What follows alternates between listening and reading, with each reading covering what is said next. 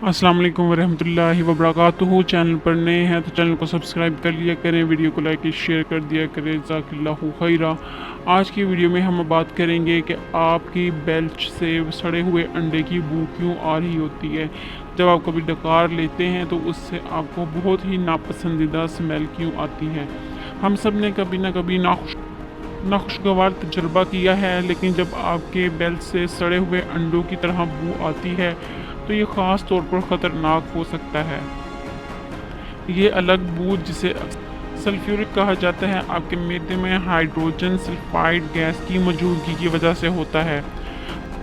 अगरचे यह आमतौर पर बेज़रर होता है, यह समझना कि ऐसा क्यों होता है और इसे कैसे हल किया जाए आपको तकलीफ़ और शर्मिंदगी से बचाया जा सकता है। सड़े हुए अंडे के फटने की क्या वजह है?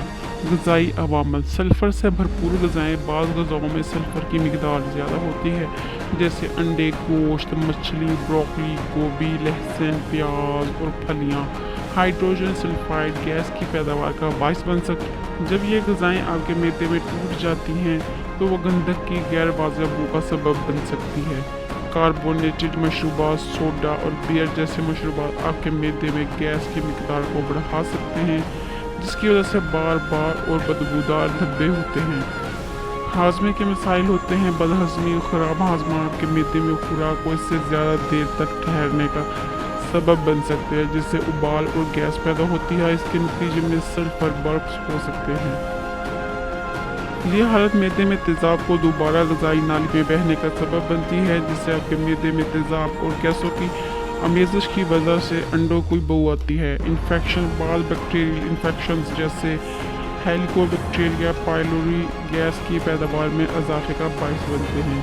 ये बैक्टीरिया या अल्सर और हाजमे के दीगर मसाइल का सबब बनते हैं। छोटी आंत के बैक्टीरियल और ग्रोथ इस SIBO उस वक्त होता है जब छोटी आंत में बैक्टीरिया की ज़्यादती होती है, जिसकी वजह से खुराक का उबाल पैदा होता है और इसके नतीजे में गंधक की बू आती है। कुछ दवाएं हाजमे में तब्दीलियों का सबब बन सकती हैं या बदहज़मी का बायस बन सकती हैं, जिसके नतीजे में सल्फ़र धब्बे हो सकते हैं। मिसाल के तौर पर एंटीबायोटिक्स आपके गट फ्लोरा का तब्दील कर सकते हैं, मुमकिन तौर पर गैस की पैदावार का बायस बनती है। इसका क्या मतलब हो सकता है? अगरचे गंधक के धब्बे अक्सर ग़िज़ा या आर्जी तौर पर हाजमे की खराबी का नतीजा होते हैं, लेकिन यह बाज़ औक़ात सेहत की बुनियादी मसाइल की निशानदेही कर सकते हैं।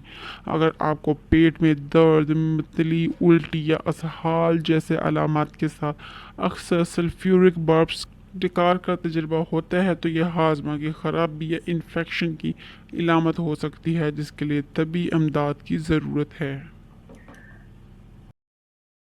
जहाँ हम आपको बेसहारा नहीं छोड़ेंगे, हम आपको इसके लिए आसान हल बताएंगे जो आप घर में कर सकते हैं। अपनी खुराक को एडजस्ट करें, सल्फ़र से भरपूर ग़िज़ाओं को महदूद करें।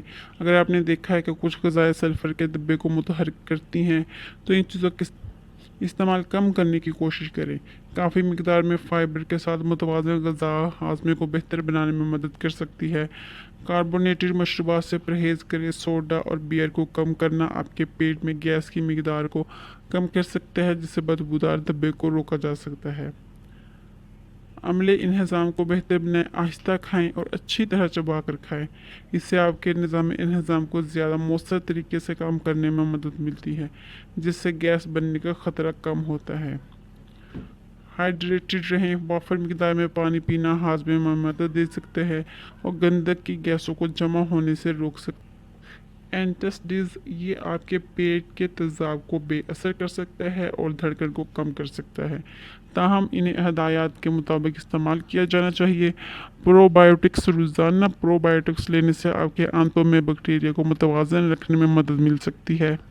मुमकिन तौर पर सल्फ़र के धब्बे को कम करने में मदद मिल सकती है। डॉक्टर को कब दिखाना चाहिए?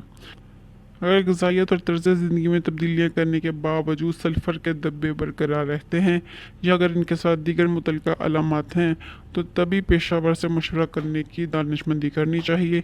वो किसी भी बुनियादी हालात की तशख़ीस में मदद कर सकते हैं और मुनासिब इलाज तजवीज़ कर सकते हैं।